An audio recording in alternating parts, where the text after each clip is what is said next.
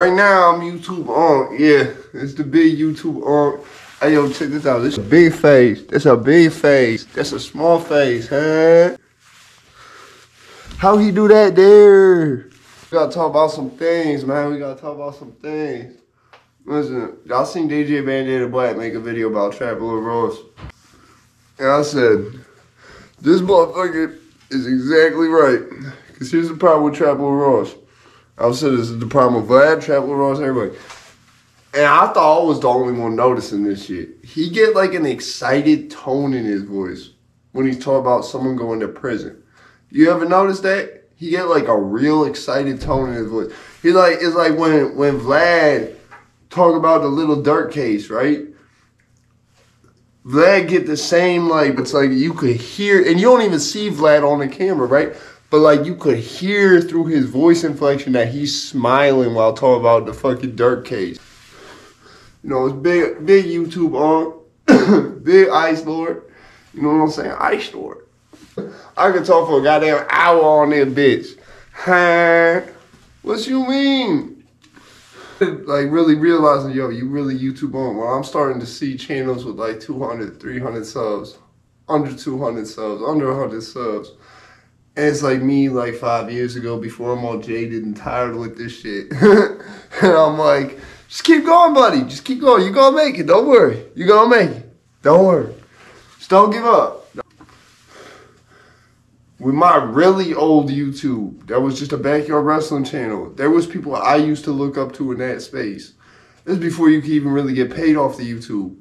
And, yeah, they haven't posted videos in God knows fucking how long. Like this one dude, Monoxide 1233445 or some shit like that. Yeah, he don't exist now. That motherfucker about to OD'd and died. I hope not. I hope not, cause we smoking on that Judge Bradley. But still, I mean, do that every day either. Ever set up, bro? You ever set some shit up and you're like screaming at this fucking thing, cause it's like.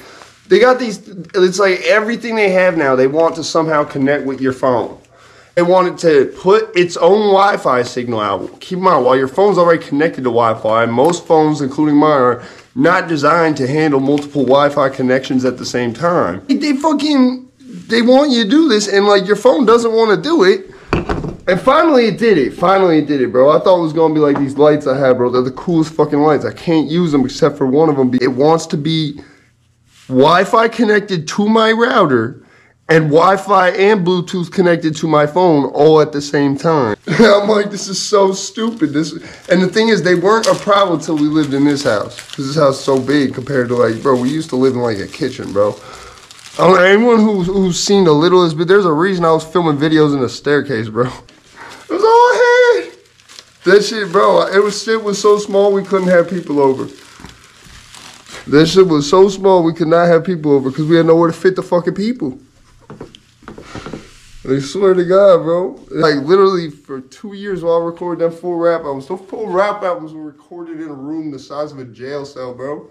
The room was so small I could not think. When I got here, bro, I was like, see, that was the problem. You were in a room that was smaller than they're legally allowed to make a jail cell because of the effect it can have on the fucking human mind. Like a jail cell legally has to be larger than 2.5 by 2.5 paces. That is the smallest you can make it. This room was easily 4 or 5 feet by like 4 or 5. Like I could, if I tried to lay down flat in the old studio, it wouldn't have been possible. It was great for acoustics, but because I couldn't think, bro. That room was literally so small. It was unable to be, like, you had no space to even think.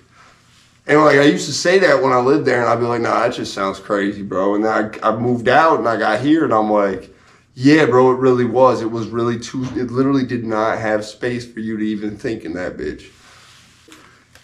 Listen, just follow your dreams, man. Follow your dreams. You know what I'm saying?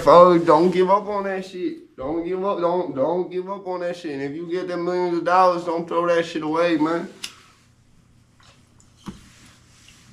I've seen a lot of shit in my life, bro. You gotta understand, like, when I was a kid, we had cameras everywhere. There were no fucking cameras every 12 feet, bro.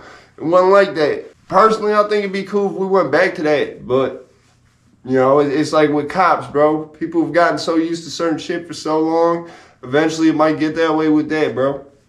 I'd like to see that shit stop before it do, though. But listen, if you ain't a pilot, you ain't shit. You ain't a pilot, you ain't shit. That's how you know pilots was making more money than rappers. Just like imagine Jim Cornette on meth. That's my little brother Reed. His final form would have been Jim Cornette on meth. He even had the same tooth missing. When Jim Cornette got his tooth knocked out in fucking Ring of Honor with the shit from CZW, yeah, Reed had the same tooth missing. Reed lost that shit, get it punched out too. And he won that fight still. He's a scrappy little motherfucker, Reed, man. R.P. Reed, man. That was a motherfucker you did not want to piss off. That motherfucker was like 5'6", but he was a fucking honey badger. That motherfucker will fuck you up and go to extreme length. I remember I got kidnapped by Peter Griffin one time. This is a real story, bro. I got kidnapped by Peter Griffin. This is some shit I did to Peter Griffin, little brother. And like Reed walked in, like in the middle of it going on, like sees me tied up on the floor like this to go do a swap meet with Peter Griffin. He's like, damn, I don't know what you did, Bundles, but I love you, man. I hope I'll see you later. I'm like, bro, I know I'm gonna make it out of here. Motherfucker ain't even scared of me, bro. He not gonna kill me. But nah, that's some real shit, bro. That's some real shit. You know you a gangster, you been kidnapped, and you ain't called the police. Realization. And it was when I started.